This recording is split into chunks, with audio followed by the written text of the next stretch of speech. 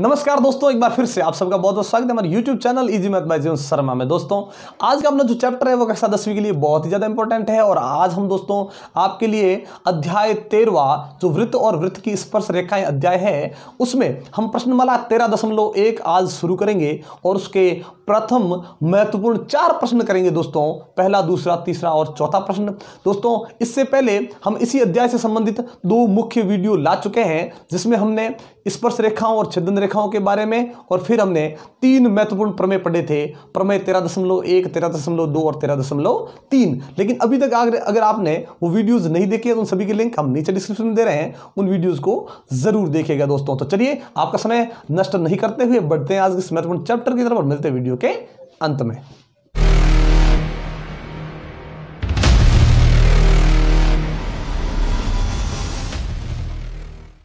इस प्रश्नमाला का जो पहला प्रश्न है कि निम्न में से प्रत्येक कथन सत्य या असत्य है लिखिए और उत्तर का कारण भी लिखिए। इसमें पहला है कि किसी वृत्त की स्पर्श रेखा वह रेखा है जो वृत्त को 2 बिंदुओं पर प्रतिच्छेद करती है। जैसा कि हम जानते हैं दोस्तों कि भाई जो रेखा किसी वृत्त को 2 बिंदुओं पर प्रतिच्छेद करती है वो स्पर्श रेखा नहीं, वो छेदन रेखा होती है। और स्पर्श रेखा तो वो होती है जो किसी वृत्त को केवल एक बिंदु पर प्रतिच्छेद करती है। मतलब अपना ये जो पहला कथन है वो बिल्कुल असत्य है। ध्यान रखें दोस्तों, ये असत्य हो जाएगा और इसका हम कारण लिखेंगे कि स्पर्श रेखा जो होती है वो वृत्त को केवल एक ही बिंदु पर प्रतिच्छेद करती है।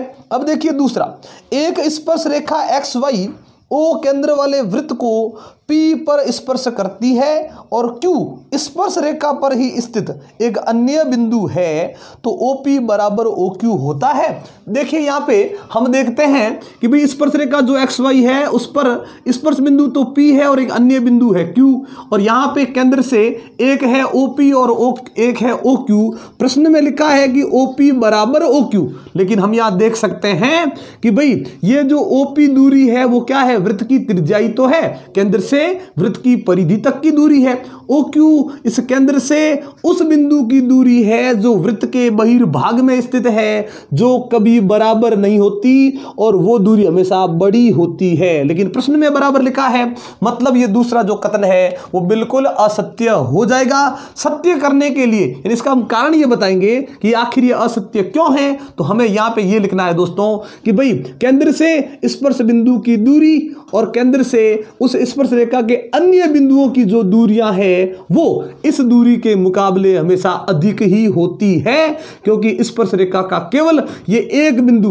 वृत्त की परिधि पर होता है और इस स्पर्श रेखा के शेष सभी बिंदु वृत्त के बहिर्भाग में स्थित होते हैं, जिससे वे सभी दूरियां बड़ी होगी और केवल केंद्र से उस स्पर्श बिंदु की दूरी कम होगी। ये इसका कारण हो जाएगा, मतलब दूसरा कथन असत्य हुआ।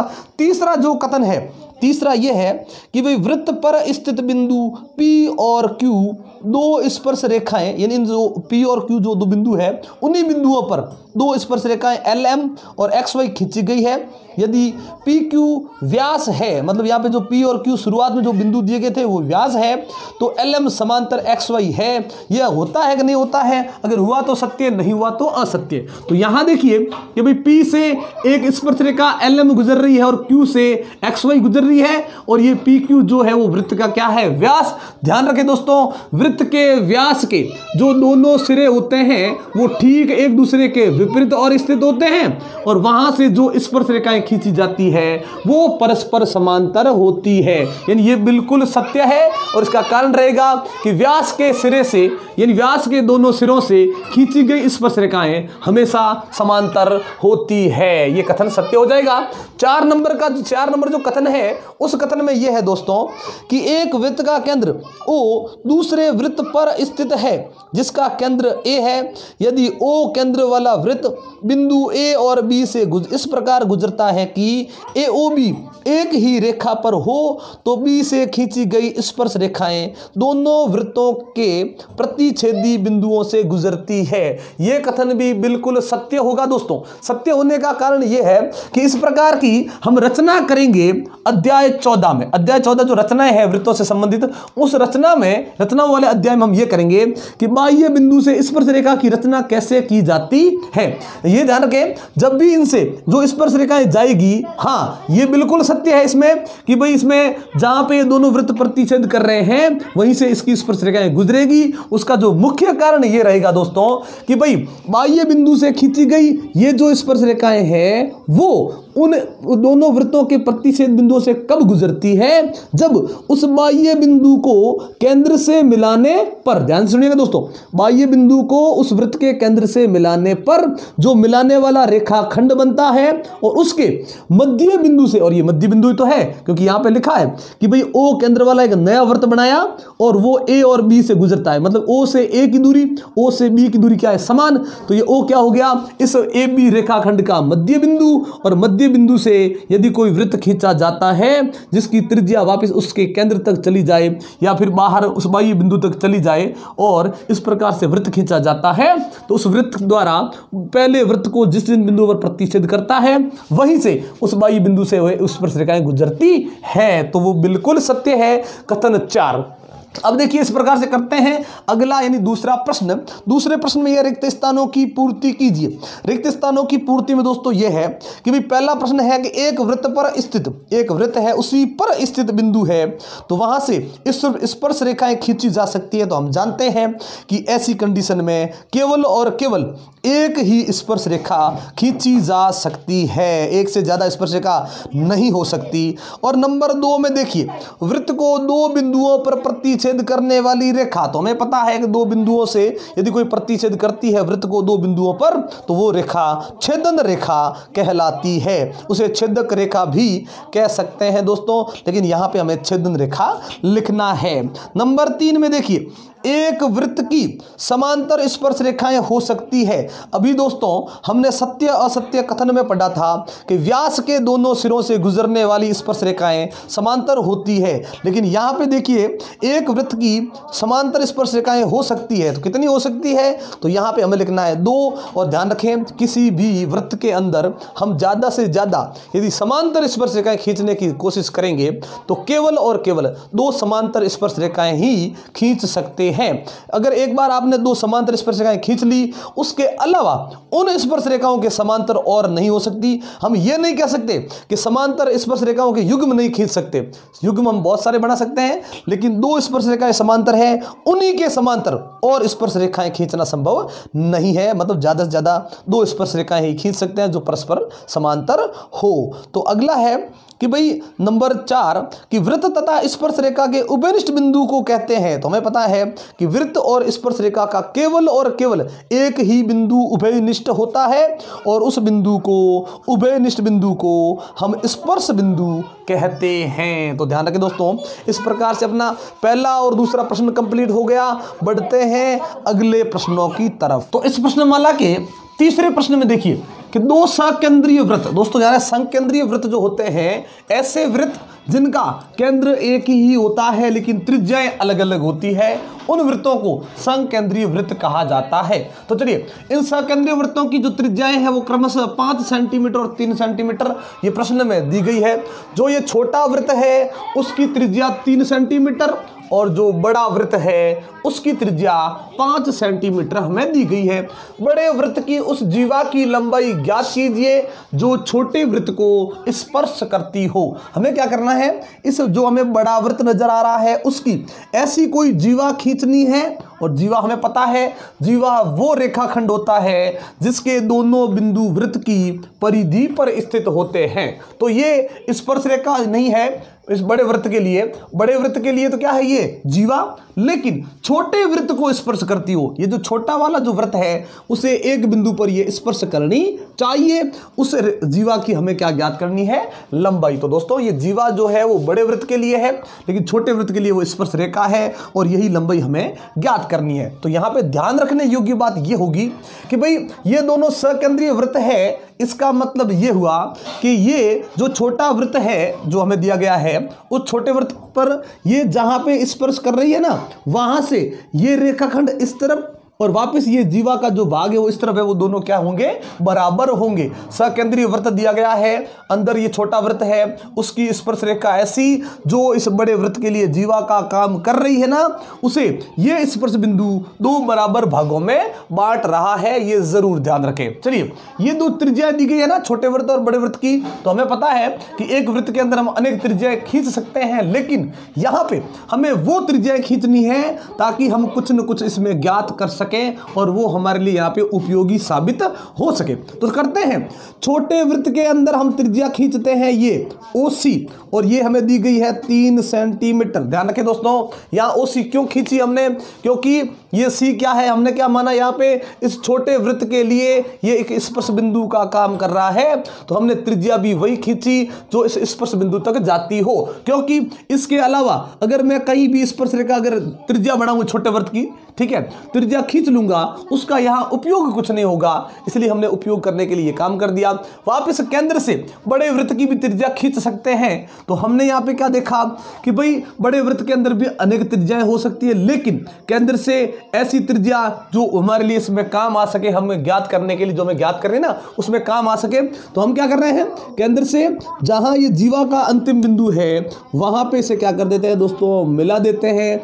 ये हो जाएगी इस बड़े वृत्त की त्रिज्या 5 सेंटीमीटर। और हमें पता है कि स्पर्श रेखा जिस बिंदु से गुजरती है और वहां पे यदि उस वृत्त की कोई त्रिज्या आकर मिल जाए तो वे दोनों एक दूसरे पर लंब होते हैं, ये हमें पता है। हमने पिछली वीडियो में हमने आपके लिए लेकर आए थे। आपने अगर अभी तक वो वीडियो नहीं देखी है तो उसकी लिंक नीचे डिस्क्रिप्शन में दे रहे हैं, उस वीडियो को जरूर देखिएगा, क्योंकि वहां पर प्रमेय था कि भाई किसी वृत्त की स्पर्श रेखा के स्पर्श बिंदु से यदि कोई त्रिज्या खींची जाए तो वो स्पर्श रेखा उस त्रिज्या पर लंब बनाती है और वो त्रिज्या उस स्पर्श रेखा पर भी लंब बनाती है। तो इस प्रकार से हमने ये बना दिया है। तो सबसे पहले शुरू करते हैं कि भाई सबसे पहले प्रश्न में जो दिया गया है वो लिख देते हैं। सबसे पहले हमें यहां पे दिया गया है कि दो सकेंद्रीय वृत्त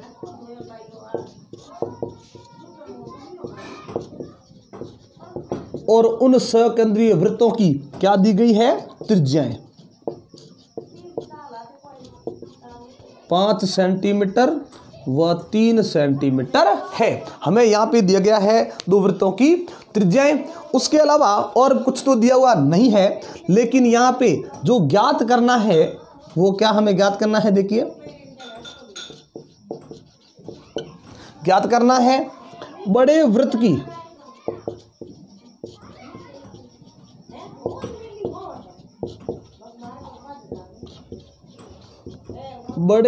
की उस जीवा की लंबाई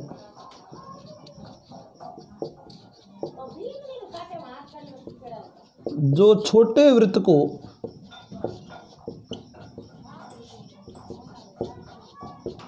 स्पर्श करती हो। तो हमने ये बना दिया पे। अब करते हैं शुरू कि भाई ये स्पर्श करनी चाहिए। तो अब इस प्रकार से हमने ये देखा और नाम हमने अपने मन से लिया है। हमने क्या क्या लिया है मन से, देखिए वृत्त का केंद्र O, क्योंकि यहाँ प्रश्न में कोई भी केंद्र या जो स्पर्श रेखा या जो हमें खींचनी है उसका नाम नहीं दिया गया है। वृत्त का केंद्र O, बड़े वृत्त की जीवा AB ली जो छोटे वृत्त को C बिंदु पर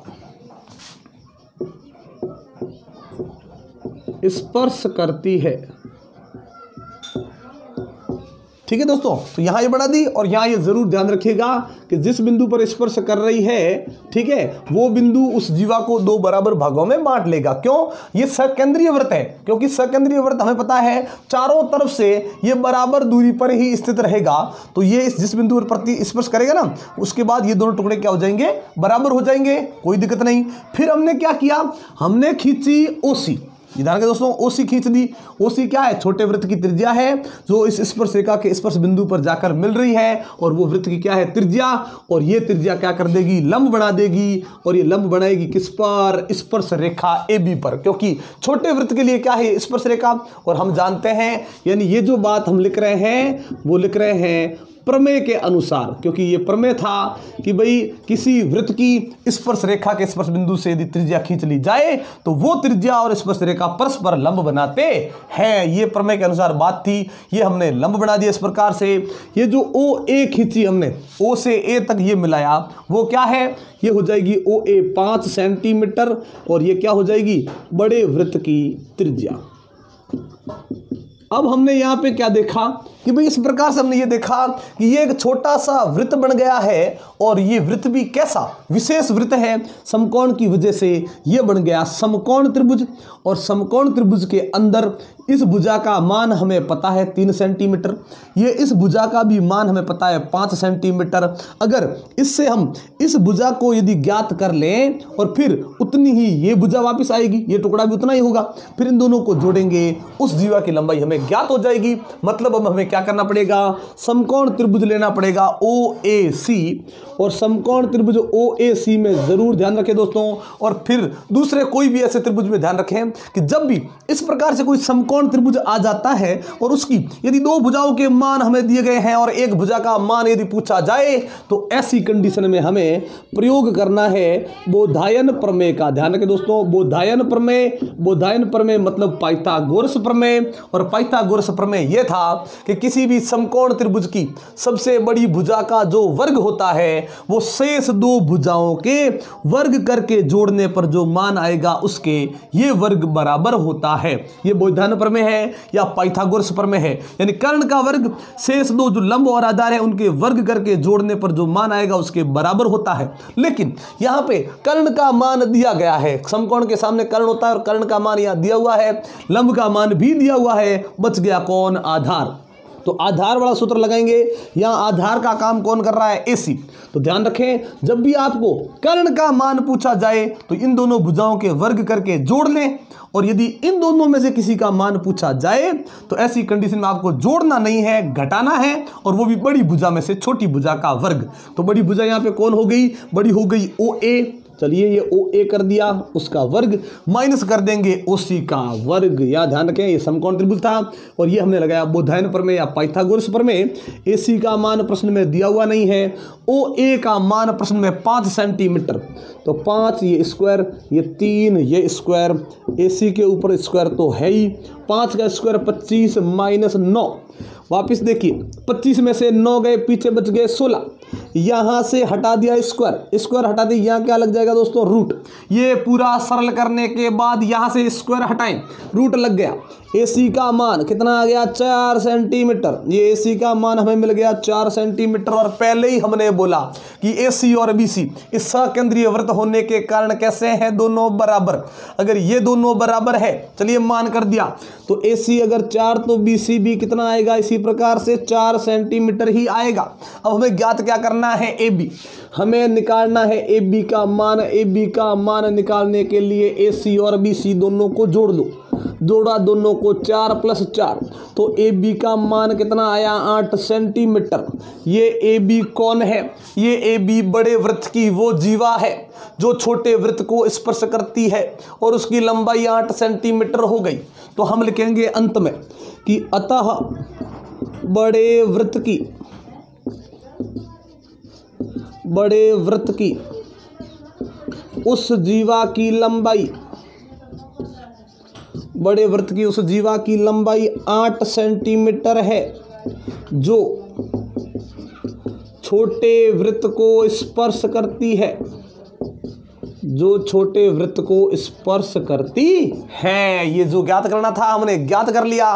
तो दोस्तों ये तीसरा प्रश्न कंप्लीट हो गया। करते हैं इसी प्रकार से आज की इस वीडियो का अंतिम प्रश्न यानी चौथा प्रश्न करते हैं। अब चौथे प्रश्न में देखिए कि किसी वृत्त के केंद्र से 10 सेंटीमीटर दूर स्थित किसी बिंदु से वृत्त पर खींची गई स्पर्श रेखा, देखिए वृत्त का केंद्र माना, उस केंद्र से 10 सेंटीमीटर दूर हमने एक बिंदु लगाया और वहां से क्या खींचनी है, स्पर्श रेखा। तो ध्यान रखिएगा अगर हम इससे 10 सेंटीमीटर दूर यदि किसी अभ्यंतर में ले लेते हैं, मान लीजिए हमने ऐसा मान लिया कि भाई ये बिंदु बाहर नहीं अंदर ही है, तो हमें पता है स्पर्श रेखा हो नहीं सकती।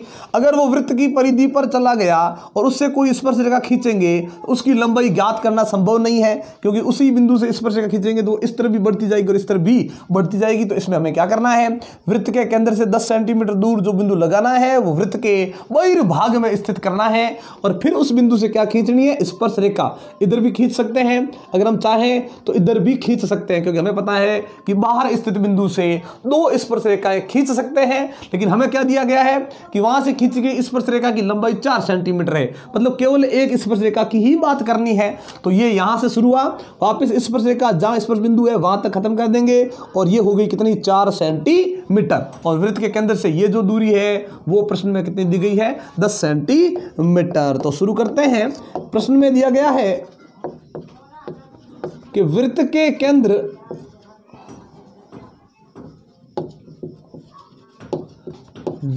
केंद्र से 10 सेंटीमीटर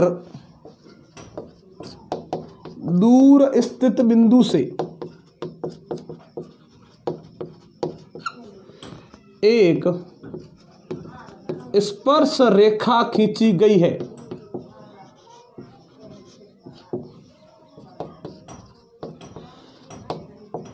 जिसकी लंबाई, और ये लंबाई भी प्रश्न में दी गई है 4 सेंटीमीटर। ये तो प्रश्न में दिया गया है, सिद्ध नहीं करना है कुछ भी, हमें प्रश्न में ज्ञात करना है। और ज्ञात क्या करना है, वो है वृत्त की त्रिज्या। कैसे भी करके हमें वृत्त की त्रिज्या ज्ञात करनी है। तो दोस्तों अभी तक हमने जो प्रश्न में दिया गया था वो तो सब खींच लिया है हमने कि भाई केंद्र से वो दूरी कितनी है उस बिंदु की, वापस स्पर्श रेखा कितनी है। लेकिन अब बनानी है वृत्त की त्रिज्या। तो वैसे वृत्त के अंदर अनेक त्रिज्याएं हो सकती है, लेकिन त्रिज्या वो जो यहाँ पे काम आए और हम आराम से इसको ज्ञात कर सकें। तो हमने ये केंद्र लिया और केंद्र से ये स्पर्श बिंदु तक क्या खींच दी, त्रिज्या, और इसी का मान हमें ज्ञात करना है। और हम पहले से क्या क्या जानते हैं उनका भी प्रयोग करेंगे, जो हमने माना है वो बातें भी लिखेंगे। तो मान लेते हैं सबसे पहले, क्योंकि यहाँ पे ये जो लंबाइयाँ दी गई है, लेकिन देखिए यहाँ पे केंद्र और इस स्पर्श रेखा का, बाह्य बिंदु का कोई नाम नहीं दिया गया है। तो हम नाम अपने मन से लेते हैं कि वृत्त का केंद्र O केंद्र से 10 सेंटीमीटर दूर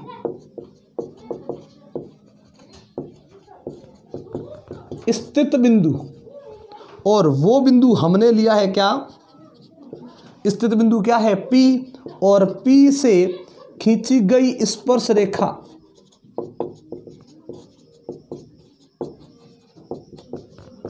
PQ ली। ध्यान रखें दोस्तों, यहां पे हमने स्पर्श रेखा क्या ले ली है, PQ ली, और इस PQ की लंबाई जो है वो प्रश्न में दी गई है वो है 4 सेंटीमीटर। वापस केंद्र से उस बाह्य बिंदु की दूरी जो है वो है 10 सेंटीमीटर। तो ये जो बातें हैं वो तो प्रश्न में दी गई है और हमने इसमें लिख दी है। अब इनका प्रयोग करते हुए ज्ञात करेंगे, लेकिन उससे पहले हम जानते हैं कि भाई जो यहाँ पे त्रिज्या है त्रिज्या जो है वो OQ त्रिज्या है, और ये OQ त्रिज्या क्या कर रही है, लंब बना रही है PQ स्पर्श रेखा पर। PQ स्पर्श रेखा है ना, उस पर ये त्रिज्या क्या बना देगी, लंब। क्यों लंब बनाएगी, उसका हमारे पास क्या था दोस्तों, एक प्रमेय था, यानी प्रमेय के अनुसार ये लंब हो जाएगा। आप चाहो तो पूरा प्रमेय आप लिख सकते हो। प्रमेय क्या होगा कि स्पर्श रेखा के स्पर्श बिंदु से खींची गई त्रिज्या स्पर्श रेखा पर लंब बनाती है। आपको पूरा प्रमेय अगर आप लिखते हैं तो बहुत अच्छी बात है, लिखना चाहिए, ठीक है। तो आप ये लिखेंगे और ये क्या हो जाएगी, लंब। लंब की वजह से ये बन गया समकोण त्रिभुज। तो अभी तीसरे प्रश्न में हमने किया था कि जब भी समकोण त्रिभुज के अंदर 2 भुजाओं का मान हमें पता हो और एक भुजा का मान पूछा जाए तो सीधा लगा दो बोधायन या पाइथागोरस प्रमेय। तो त्रिभुज का नाम OPQ, और इसके अंदर यही तो है, 2 भुजाएं पता है और एक भुजा का मान ज्ञात करना है। इसके अंदर हम क्या लगाएंगे, बोधायन प्रमेय या फिर कह दो पाइथागोरस प्रमेय। तो लिख देते हैं बोधायन प्रमेय से।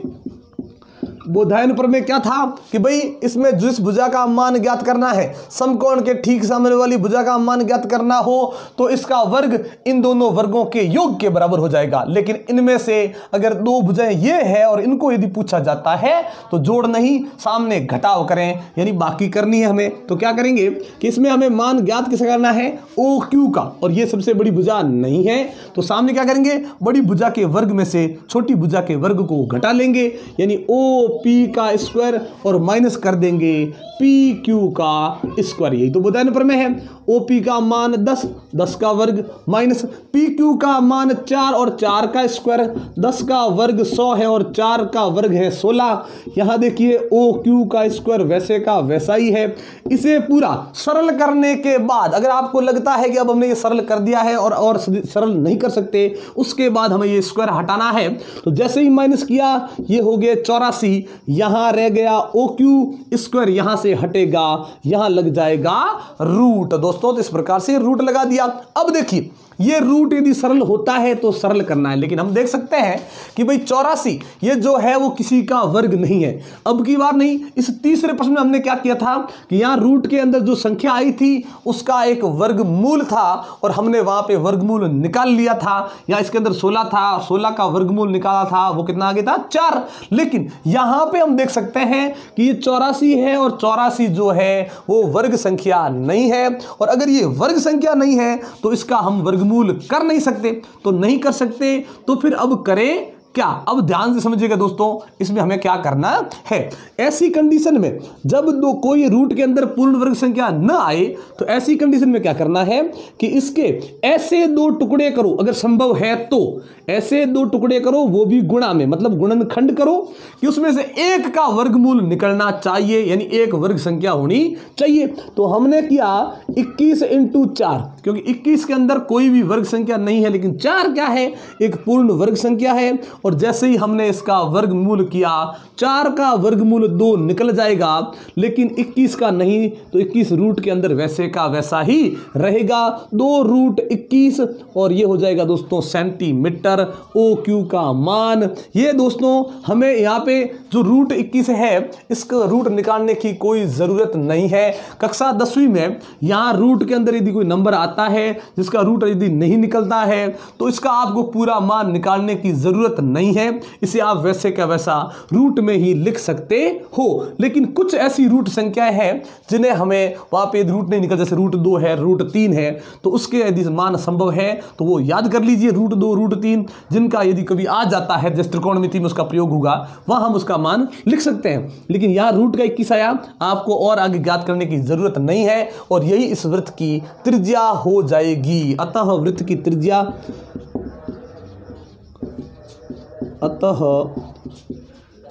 वृत्त की त्रिज्या 2 रूट 21 सेंटीमीटर। तो ध्यान रखें ये होगी इस वृत्त की त्रिज्या। तो इस प्रकार से इस प्रश्नमाला के आज हमने 4 प्रश्न है वो कंप्लीट कर लिए हैं। दोस्तों ये वीडियो आपको कैसी लगी ये हमें कमेंट बॉक्स में लिखकर जरूर बताइएगा दोस्तों, और अगर आपको अच्छी लगी हो तो लाइक और शेयर कर दें। दोस्तों एक बार फिर से आप सबका बहुत बहुत धन्यवाद हमारे चैनल को सब्सक्राइब करने के लिए और हमारी वीडियोस को लगातार देखने के लिए। लेकिन अगर आप हमारे चैनल पर नए हैं और हमारी वीडियो को पहली बार देख रहे हैं तो चैनल को सब्सक्राइब करना मत भूलिएगा और बेल आइकन जरूर दबाइएगा, ताकि जब भी इस प्रकार का इंटरेस्टिंग वीडियो हम आपके लिए लेकर आए नोटिफिकेशन आपको मिलती रहे। तो इसी प्रकार के इंटरेस्टिंग वीडियो देखने के लिए जुड़े रहे हमारे साथ। तब तक के लिए नमस्कार, जय हिंद, जय भारत।